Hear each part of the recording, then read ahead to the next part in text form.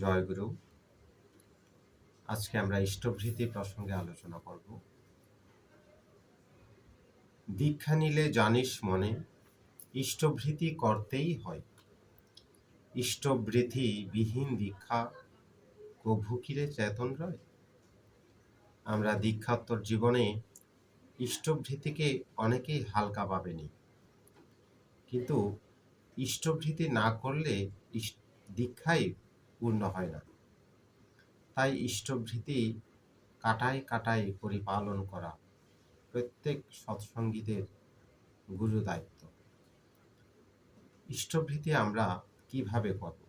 পরম দয়াল বলছেন, দিন গুজরানি আয় থেকে কর, ইষ্টভৃতি আহরণ, জল গ্রহণের পূর্বেই তা করিস ইষ্টে নিবেদন। নিত্য এমনই নিয়মিত, যেমন পারিস করেই যা। মাসটি যবে শেষ হবে তুই, ইষ্টস্থানে পাঠাস্তা। ইষ্টস্থানে পাঠিয়ে দিয়ে আরও দুটি ভুজ্যি রাখিস। গুরু ভাই বা গুরুজনের দুজনারে সেইটি দিস। পাড়াপড়শির সেবার কাজে রাখিস কিন্তু কিছু আরও। উপযুক্ত আপদগ্রস্তে দিতেই হবে যেটুক পারো। এই সবগুলির আচরণে ইষ্টভৃতি নিখুঁত হয়। এই না করে ইষ্টভৃতি জানিস কিন্তু পূর্ণ নয়। তাই আমরা অনেকে ইষ্টভৃতি করি গুণে হিসাব করে ঠাকুরকে দিই, কিন্তু ইষ্টভৃতি হচ্ছে আমার বাস্তব জীবনের যে কর্ম, সেখান থেকে আহরিত যে মুদ্রা, তাকে নিবেদন করতে হয়। এই ইষ্টভৃতি মূলত একটি ভুজ্য। শ্রী শ্রী ঠাকুর বলছেন, আমাকে তোদের পরিবারের একজন ভাবতে পারিস না? আমরা যেদিন থেকে শ্রী শ্রী ঠাকুরকে গ্রহণ করেছি, সেদিন থেকেই তিনি আমার পরিবারের একজন।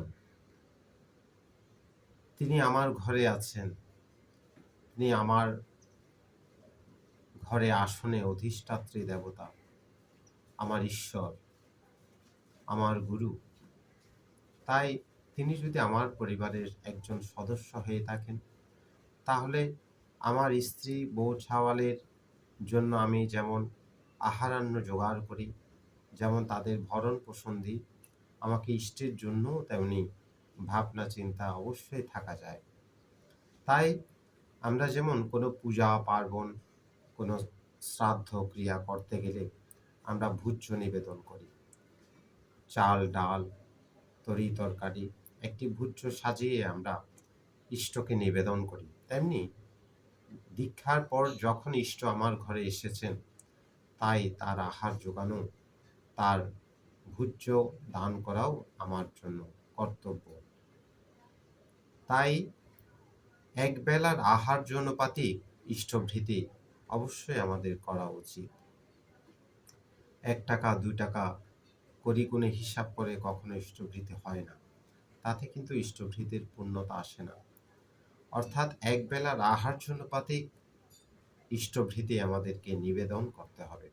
আমার পরিবারের সদস্য যদি 4 জন হয়, 4 জন মিলে আমরা দয়াল ঠাকুরের জন্য আমরা আহারের একবেলার আহার জন্যপাতিক আমরা ইষ্টভৃতি করব। তাই কোনোভাবেই যেন করি গুণে হিসাব করে আমরা যেন ইষ্টভৃতি নিবেদন না করি, অন্তত একবেলার আহার জন্যপাতিক। ঠাকুর বলছেন, হোস না যোগী, হোস না জ্ঞানী, গোসাই গোবিন্দ যায় না হোস। যজন যাজন ইষ্টভৃতি না করলে তুই কিছুই নোস। তাই ইষ্টভৃতি হচ্ছে পঞ্চযজ্ঞ, যে আগে পূর্ব ঋষিরা করতেন, কিন্তু কালক্রমে সেই সংস্কার হারিয়ে গিয়েছে। পরম দয়াল দয়া করে তিনি আবার ইষ্টভৃতি প্রবর্তন করে গেছেন। তাই ইষ্টভৃতি হচ্ছে পঞ্চযজ্ঞ। সেই পঞ্চযজ্ঞ হল দেবযজ্ঞ, ঋষিযজ্ঞ, পিতৃযজ্ঞ, নৃযজ্ঞ, ভূতযজ্ঞ। তাই এই ইষ্টভৃতির মাধ্যমে আমরা সব পুজোই কিন্তু আমরা সম্পন্ন করি। দেবযজ্ঞ মধ্য দিয়ে আমরা সকল দেবতাদের আমরা পুজো সম্পন্ন করি, যেমন সূর্য, বায়ু, অগ্নি, বরুণ, সেই সকল দেবতাদের আমরা এই ইষ্টভৃতির মাধ্যমেই কিন্তু আমরা সন্তুষ্ট করি। এবং এই পিতৃযজ্ঞ, পূর্বপুরুষদেরকেও আমরা এই ইষ্টভৃতির নিবেদনের মাধ্যমে স্মরণ করছি। ঋষিযজ্ঞ, পূর্ব ঋষিগণকে আমরা স্মরণ করছি এই ইষ্টভৃতির মাধ্যমে। এবং নৃযজ্ঞ, অর্থাৎ সকল নরনারায়ণদেরকে আমরা এই ইষ্টভৃতির মাধ্যমে সেবা প্রদান করছি। এবং ভূতযজ্ঞ, সমস্ত ভূতগণকেই আমরা এই ইষ্টভৃতির মাধ্যমে পূর্ণ করছি। পরমদয়াল বলছেন, এই ইষ্টভৃতি এমন জব্বর জিনিস, যদি কাটায় কাটায় পালন করো তাহলে জীবন পরিবর্তন হয়ে যাবে। শ্রী ঠাকুর বলছেন, সবচেয়ে তোর বড় ধান্দা ইষ্টভৃতি হলে তখন থেকেই দেখতে পাবি জীবন কেমন ফলে। রামায়ণে রাবণপুত্র মেঘনাদ কথা সবাই জানেন। শ্রী ঠাকুর বলছেন, ইষ্টভৃতি হচ্ছে নিকুম্বিলা যজ্ঞ। সেটি কিভাবে? মেঘনাদ কখনো ইষ্টভৃতি অর্থাৎ নিকুম্বিলা যজ্ঞ না করে কখনোই যুদ্ধে যেতেন না। আর তিনি যখনই ইষ্টভৃতি করে অর্থাৎ নিকুম্বিলা যজ্ঞ করে তিনি যুদ্ধে বেরোতেন, তিনি কিন্তু অজেয় হয়ে ফিরতেন, কিন্তু তিনি বিজয়ী হয়ে ফিরতেন, তাকে কেউ হারাতে পারতেন না। তেমনি লক্ষণও বারবার ব্যর্থ হচ্ছিলেন, কারণ মেঘনাদ যুদ্ধে বের হওয়ার আগেই নিকুম্বিলার মায়ের যজ্ঞ সম্পন্ন করতেই তারপর যুদ্ধে বেরোতেন। যেদিন সেই নিকুম্বিলা মায়ের যজ্ঞ পণ্ড হলো সেদিন কিন্তু মেঘনাদের বধ সম্ভব হলো। তাই ইষ্টভৃতি হচ্ছে নিকুম্বিলা যজ্ঞ। তাই ইষ্টভৃতি না করে কখনোই প্রাত্যহিক নিত্যকর্ম করা উচিত নয়। তাই শ্রী শ্রী ঠাকুর বলছেন,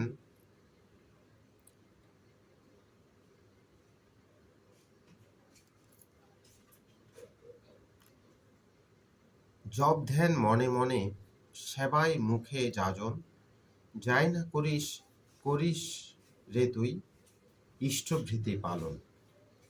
দুঃখ দৈন্য আপদ বিপদ যখনই যা আসুক, দেখিস কেমন যাবেই উবে যত যাই না থাকুক।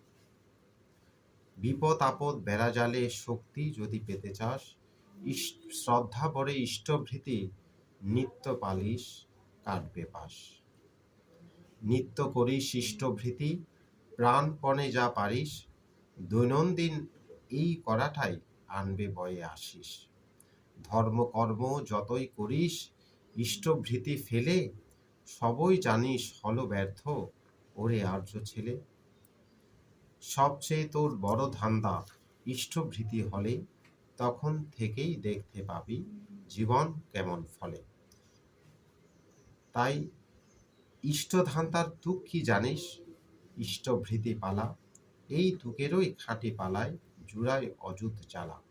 ইষ্টভৃতির ধান্দায় যদি মাথায় মজুদ রইল না, লক্ষ টাকা করলেও দান ধর্ম তোরে বইল না।